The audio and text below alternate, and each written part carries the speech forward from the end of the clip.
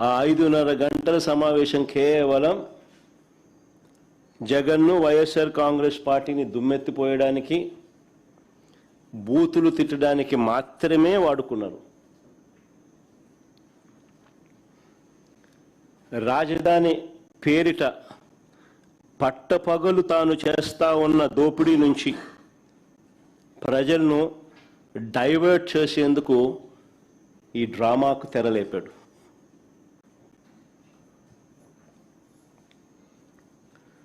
ఆశ్చర్యం ఏమిటో తెలుసా? ఓవైపున అసెంబ్లీ పిలుస్తాడు. ఇంతకుముందు నేను అన్నాను కదా, ఈ మనిషికి చిత్తశుద్ధి లేదు, నిజాయితీ అంతకన్నా లేదు అని చెప్పి. ఆశ్చర్యం ఏమిటి అని అంటే, ఓవైపు అసెంబ్లీని పిలుస్తాడు, ఇంకోవైపు అదే చట్టసభలో భాగమైన కౌన్సిల్ని పిలవడు.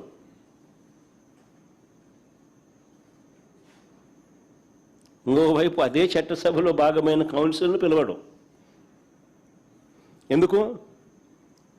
కౌన్సిల్ని పిలిస్తే రాజధాని పేరిట చంద్రబాబు చేస్తా ఉన్న అవినీతి బాగోతాన్ని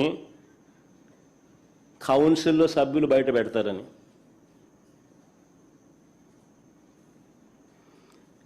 ఈయన బండారాన్ని అంతా కూడా వాళ్ళు కడిగి పాడేస్తారని.